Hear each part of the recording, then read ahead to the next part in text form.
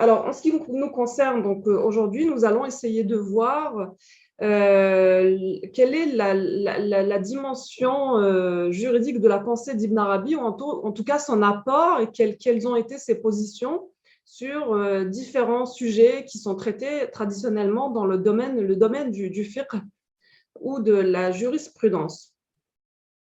Donc, il était clairement un grand juriste parce qu'on retrouve dans toute son œuvre des mentions très régulières et très riches, des occurrences très abondantes par rapport à la charia dans différents ouvrages, et notamment dans les Futuhat et les Fusus. Et il a été reconnu comme ayant reçu une formation juridique distinguée. Et certains l'ont aussi qualifié de Mujtahid Kabir Mutlaq, comme il a été qualifié donc, comme grande autorité juridique, titre réservé en général aux éponymes des écoles juridiques traditionnelles. Mais comme le souligne Mohamed Farouk al-Badri, les compétences savantes du cheikh vont bien au-delà des critères juridiques habituels pour être contenu dans le qualificatif de Mujtahid Kabir Mutlaq, c'est-à-dire pour Farouk al-Badri, on ne peut pas cantonner Ibn Arabi, on ne peut pas l'enfermer dans ce qualificatif de Mujtahid Kabir Mutlaq, parce que la jurisprudence de Ibn Arabi reste très originale et elle s'enracine en réalité dans une doctrine métaphysique globale beaucoup plus large que simplement une pensée jurisprudentielle ou normative. En fait, nous allons voir comment ce qui caractérise justement cette pensée d'Ibn Arabi, sa jurisprudence, et on va voir qu'elle ne se limite pas simplement à édicter des règles et des normes, mais on va voir que les avis qu'il va émettre sur des sujets donc traditionnellement qui appartiennent au domaine de la jurisprudence, on va voir que en fait, ces fondements sont souvent des fondements spirituels et métaphysiques. Voilà. Et donc, selon donc, un des spécialistes d'Ibn Arabi, Eric Winkel notamment, il dit que pour Ibn Arabi, le fiqh est une superstructure. Enfin, son avis, hein, là il nous donne son avis sur le fiqh traditionnel qui a été donc produit par les ulémas traditionnels. Donc, Ibn Arabi avait un avis sur ce fiqh-là, et il dit que en fait, ces ulémas traditionnels ont produit un fiqh comme une superstructure érigée sur la charia, donc une structure qui viendrait au-dessus de la charia. Alors que lui, on va le voir, son approche du fiqh n'est pas du tout la même.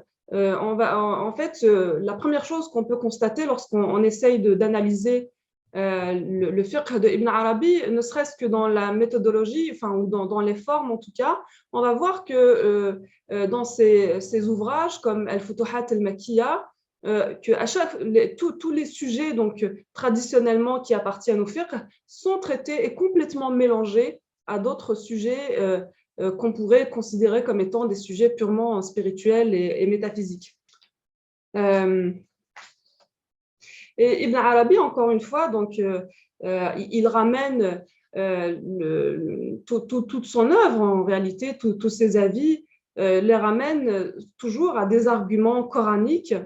Et il va chercher, là, en ce qui concerne le fiqh, par exemple, pour lui, donc il va fonder son argumentaire concernant le fiqh, et il dit que donc il va s'appuyer sur ce verset coranique, le verset 9, de la sourate 9, verset 122, où il dit « Tous les croyants ne devraient pas se mobiliser, ou aller de l'avant, si vous voulez, ensemble. Alors, pourquoi quelques-uns de chaque groupe d'entre eux ne se mobiliseraient-ils pas pour chercher à s'instruire dans la religion ?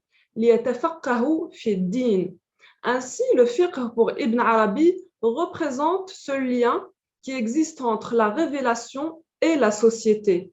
car c'est le lieu où la révélation universelle et générale s'applique et s'actualise dans la société historique et contextuelle. Donc, vous voyez, vraiment, il met d'un côté cette révélation qui est universelle, intemporelle, mais qui doit s'actualiser à chaque époque, donc en fonction de l'histoire, de la société, en fonction du contexte social du moment dans lequel en fait on exerce cette activité du fiqh, du at-tafaqquh, qui est bien entendu beaucoup plus large lorsqu'on revient à l'étymologie du mot en arabe, le fiqh. Il ne s'agit pas simplement de la jurisprudence, mais at-tafaqquh, c'est vraiment le savoir profond, la connaissance profonde dans le domaine de la religion. Alors, Ibn Arabi avait une méthodologie particulière et comme je vous le disais, en fait, il y a eu plusieurs avis déjà à son époque, hein, de son vivant, qui voulaient absolument assimiler Ibn Arabi ou l'apparenter à l'école zahirite d'Ibn Hazm. Oui, alors du coup, Ibn Arabi a quand même senti le besoin de composer une poésie pour indiquer clairement qu'il n'appartient pas à l'école zahirite, alors qu'il y avait visiblement, donc, comme je le disais, dès son vivant déjà plusieurs avis qui voulaient l'apparenter à l'école zahirite, et il dit « Ils m'ont associé à l'école de Ibn Hazm alors que je ne fais pas partie de ceux qui disent Ibn Hazm a dit ». Donc voilà, il a été très clair là-dessus. Mais ceci dit, donc il y a quand même des études qui ont été faites, notamment des études comparatives, et on va voir un peu plus tard donc à quel point Ibn Arabi peut-être, et pourquoi notamment Ibn Arabi a été assimilé à ce point à l'école zahirite. Parce que tout d'abord, il y a cette caractéristique du scripturalisme dans la méthodologie juridique de Ibn Arabi. Ibn Arabi est connu pour être le représentant et l'exemple le plus sophistiqué de l'herméneutique spirituelle littérale. C'est-à-dire que Ibn Arabi, et ceci est très bien montré par Chodkiewicz notamment, dans le Sceau des Saints, il me semble, il montre à quel point Ibn Arabi est vraiment très littéral dans son approche et dans son lien au texte coranique. C'est-à-dire qu'il n'émet jamais un avis, que ce soit dans le domaine de la jurisprudence ou dans d'autres domaines, sans vraiment s'appuyer et sans être très proche avec la lettre du texte. Donc, il y a un chercheur qui a fait une étude sur le fiqh de Ibn Arabi. Donc, c'est Mohamed Farouk Saleh al-Badri. Et en fait, il a pris 50 questions qui sont traitées traditionnellement dans le fiqh musulman et il a comparé les positions de Ibn Arabi par rapport non seulement aux 4 écoles orthodoxes, c'est-à-dire l'école malikite, hanafite, hanbalite, shafi'ite et aussi l'école zahirite. En fait, ce qui ressort de cette étude comparative, en fait, c'est qu'on se rend compte que Ibn Arabi est quand même très proche de l'école zahirite à 72%, c'est-à-dire que sur ces 50 questions, ou 50 thématiques, 36 d'entre elles, en fait, pour 36 d'entre elles, il prend le même avis que l'école zahirite. Et la deuxième école qui vient juste après, c'est l'école shafi'ite. Et finalement, avec l'école malikite, il n'a que 32% de proximité ou d'avis commun avec l'école malikite. Donc, encore une fois, ce qui peut expliquer cela, c'est que non seulement donc, Ibn Arabi est un scripturaliste, encore une fois, il accorde une importance absolument centrale au texte coranique. Pour lui, le premier fondement, pour ne pas dire le seul, c'est vraiment le texte coranique. Et ça a été clairement aussi l'orientation défendue par l'école zahirite. Ensuite, on se rend compte aussi que, donc, même s'il était très proche de cette école zahirite, mais malgré tout, il était voilà, il avait des divergences avec cette école-là sur certains sujets. Et donc, sur les 28% des questions restantes, il avait souvent des avis, quelquefois en tout cas des avis complètement euh, personnels qui ne se conformaient à aucune autre école juridique.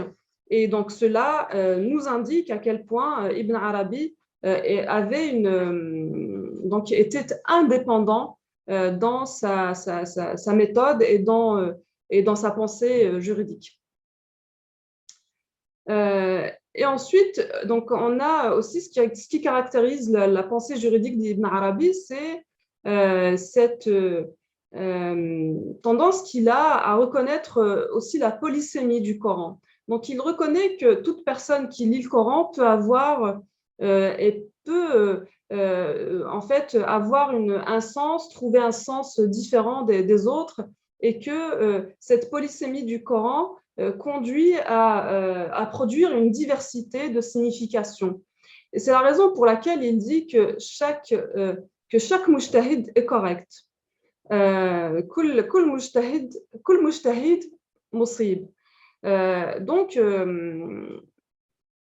voilà, et cela nous indique autre chose aussi, c'est que Ibn Arabi, au-delà donc d'une pensée simplement normative et juridique, en fait, il inscrit complètement sa théorie juridique dans un système mystique global. C'est la raison pour laquelle, en fait, il reconnaît cette possibilité de divergence, ou en tout cas la diversité des significations et des sens que l'on peut avoir du texte coranique. Et donc, il donne la définition suivante du texte coranique. Il dit, nous ne disons pas que l'ijtihad, non, pardon, il donne la définition suivante de l'ijtihad. Il dit, nous ne disons pas que l'ijtihad est ce que les érudits exotériques, ulama ar-rusum, ont mentionné. Pour nous, l'ijtihad consiste plutôt à utiliser les moyens nécessaires pour acquérir le même état de réceptivité intérieure, isti'dad al-batin, nécessaire pour acquérir le même état de réceptivité intérieure qui est exclusivement accordé au cours de l'âge de la prophétie à un messager ou à un prophète. Alors, bien évidemment, il ne s'agit pas là de dire que n'importe quelle personne peut prétendre ou voilà, prétendre avoir la même réceptivité que le prophète lui-même, bien entendu, non. Mais il dit que toute personne, par contre, peut aspirer. On peut toujours aspirer au même niveau de réceptivité intérieure, et en tout cas, voilà, il faut œuvrer sans cesse pour atteindre ce niveau de réceptivité et de réalisation gnostique qui permet, donc qui est accordé au prophète par Dieu. Et par contre, donc, chaque personne peut prétendre et aspirer à atteindre ce niveau de réceptivité pour pouvoir, donc ce isti'dad, pour pouvoir interpréter le texte coranique. Donc voilà, concernant son approche du texte coranique.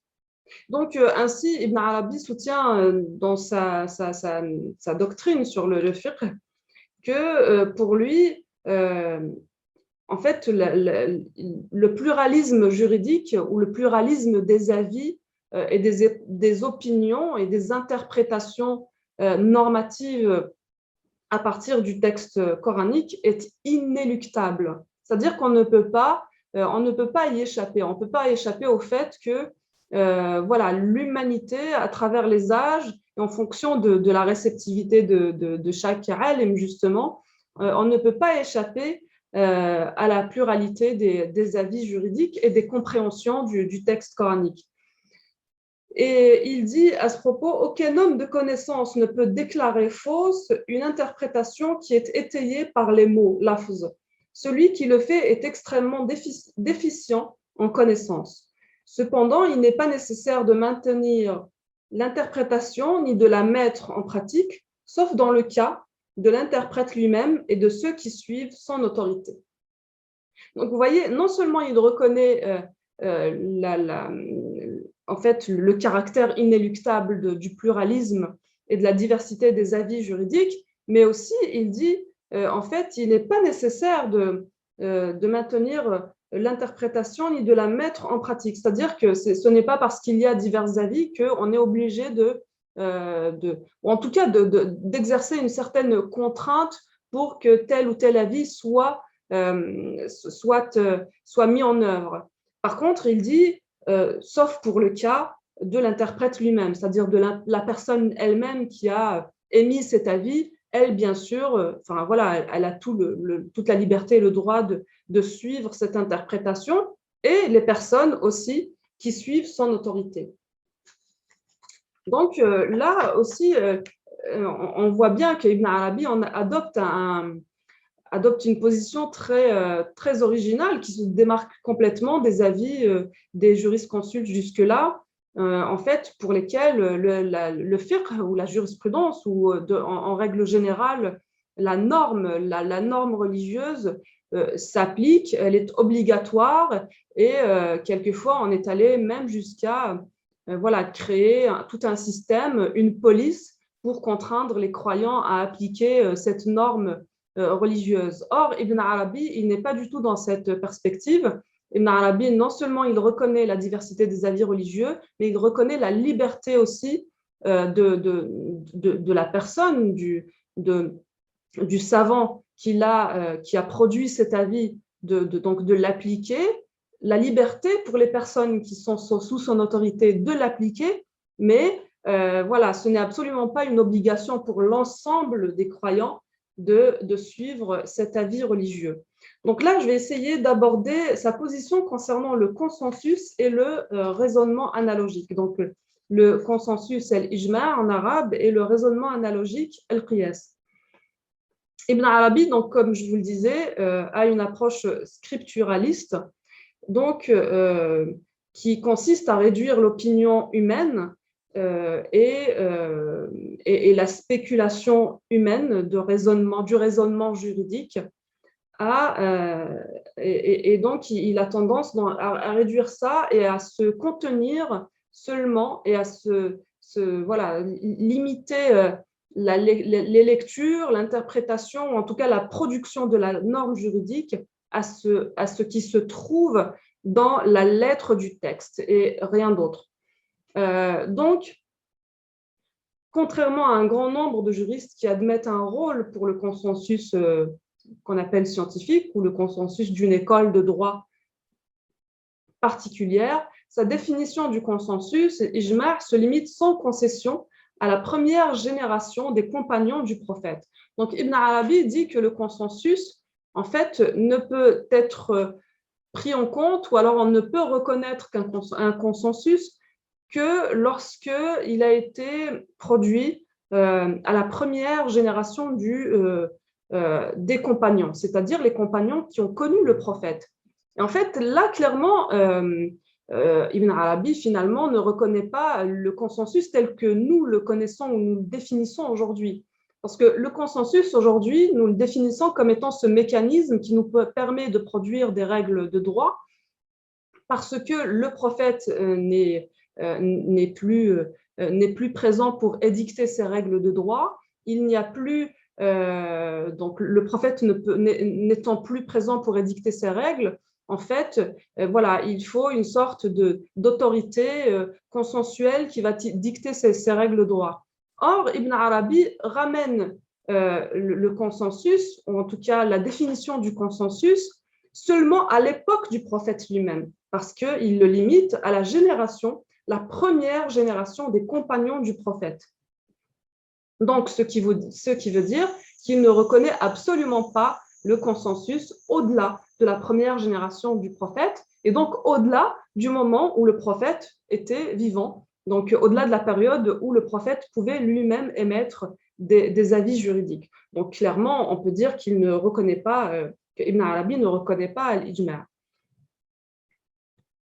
Donc, et d'ailleurs, il dit ce n'est pas le consensus qui peut être pris comme preuve dalil si la décision ne se trouve pas dans le Coran ou une sunna à multiples transmissions, mutawatir. Donc, il dit clairement que On ne peut pas produire voilà, une décision et la fonder sur des preuves qui se trouvent en dehors du texte coranique. Pour lui, il faut à chaque époque, à tout moment, revenir absolument au texte coranique et le seul argument qui compte et qui vaille, c'est celui qu'on trouve dans le texte coranique ou bien dans la sunna lorsqu'il s'agit d'un hadith mutawatir, donc un hadith avec une multiple transmission. Donc voilà, Ibn Arabi est très très clair et encore une fois, en réalité, cet avis est l'avis des scripturalistes et c'est l'avis aussi de l'école Zahirite par exemple. Voilà. Et ensuite, alors le raisonnement analogique de Ibn Arabi. Donc, en ce qui concerne sa position pour le qiyas, qui est reconnu comme étant, vous savez, la quatrième source du droit musulman aujourd'hui. On pourrait dire que le point commun aussi important entre Ibn Arabi et Ibn Hazm est concernant le rejet de la déduction analogique du qiyas. Clairement, tous les deux rejettent le qiyas en tant que fondement du droit.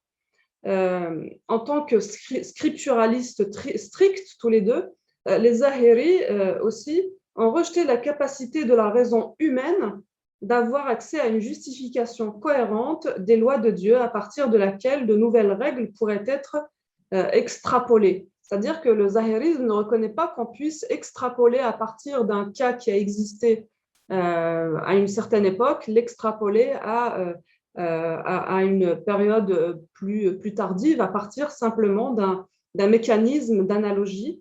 Et donc, encore une fois, pour les scripturalistes, il faut revenir absolument au texte coranique qui reste la seule source du droit musulman.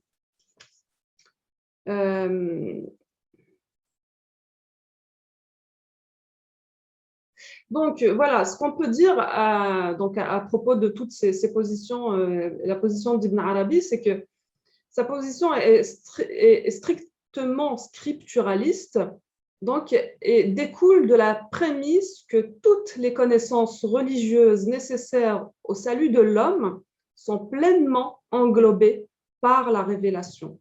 C'est-à-dire, d'après Ibn Arabi, en fait, toutes les connaissances religieuses nécessaires au salut de l'homme ou à l'organisation de sa vie personnelle, individuelle, mais aussi sociale, en fait, tout ça se trouve, toutes les solutions se trouvent dans le texte coranique, elles sont englobées par la révélation divine. Tiens, d'ailleurs, il dit la révélation, ce n'est pas seulement le texte coranique. Mais bon, là, c'est encore un sujet très vaste.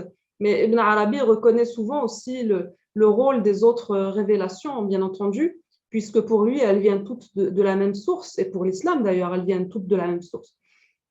Donc, Ibn Arabi, pour lui, les révélations contiennent toutes les solutions et toutes les sagesses, tout ce dont l'être humain a besoin pour mener à bien son existence sur Terre.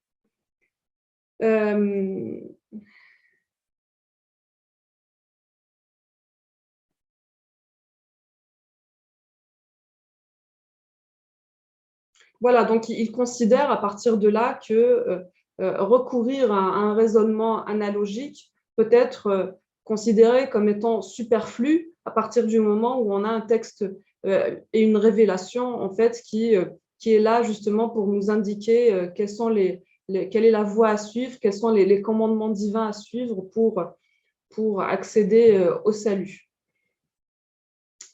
Voilà, et il y a un autre point important aussi à ce propos qui est très intéressant dans le fiqh de Ibn Arabi, c'est qu'il considère que le danger, en fait, à travers tous ces mécanismes, que ce soit le consensus ou bien l'ijma', c'est qu'il a tendance à remplir les silences du Coran.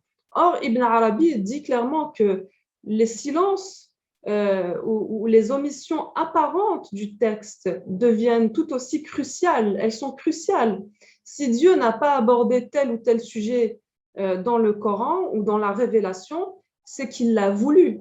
Rien n'échappe bien sûr à l'omniscience divine et donc il y a sa volonté.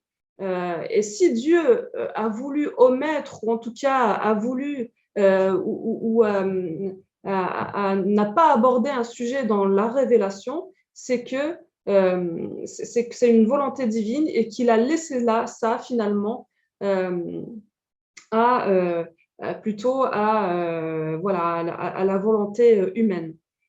Voilà, donc Ibn Arabi, en conclusion par rapport à ce point, s'oppose à la tentative de combler les silences de Dieu par des règles extra, donc qu'il qualifie en arabe de ziyadat fi al-ahkam. Donc Ibn Arabi s'oppose complètement au fait de produire des règles qui sont extra-coraniques, qui seraient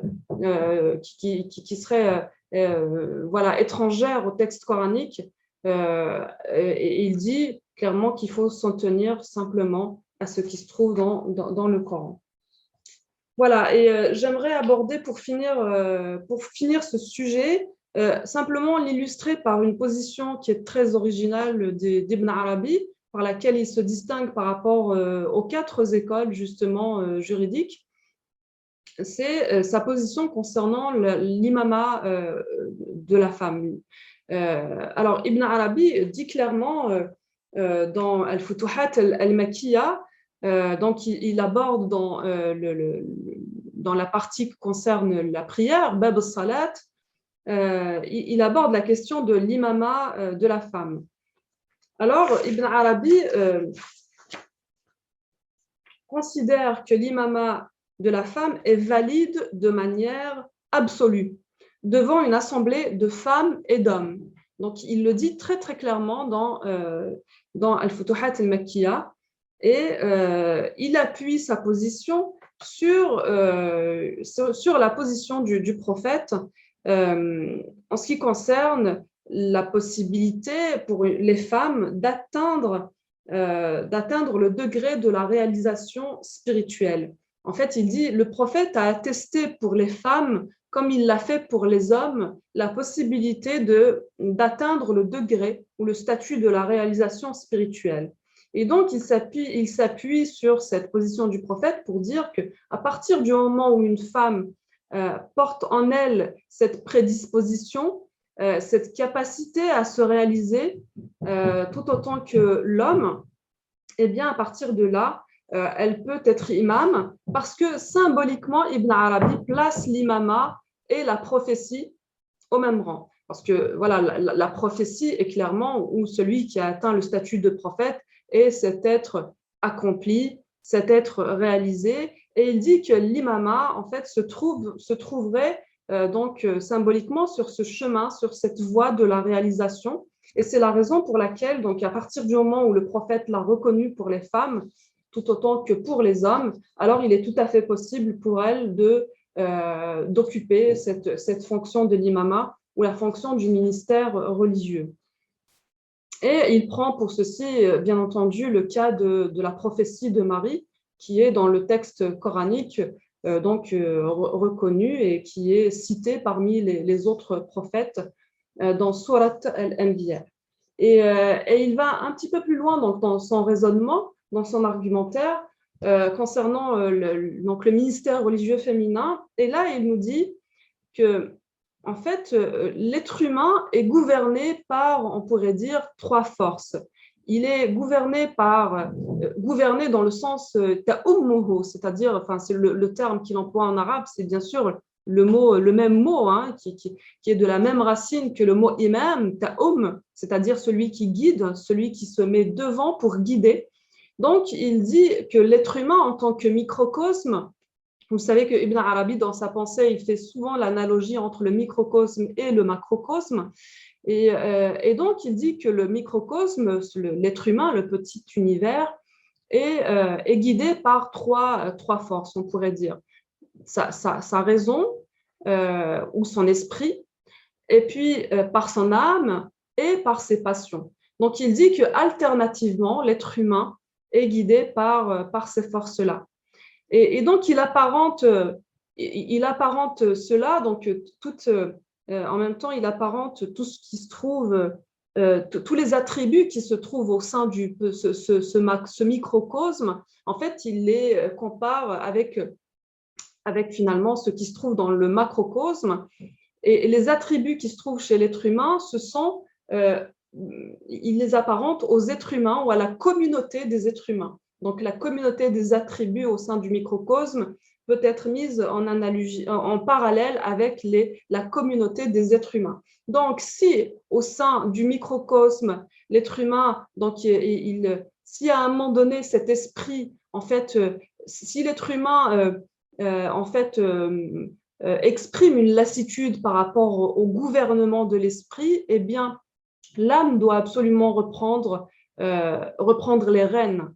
Voilà, parce que, en fait, il y a une complémentarité entre la raison et la sagesse. Hein. L'esprit, c'est la raison, et l'âme, c'est la sagesse. Une complémentarité qui font que ces deux-là doivent sans cesse, en fait, gouverner l'être humain, le microcosme, et ne pas laisser l'être humain aux mains des passions qui guettent et qui sont tout le temps là, derrière l'esprit et l'âme, et qui guettent un moment de faiblesse pour reprendre les rênes finalement.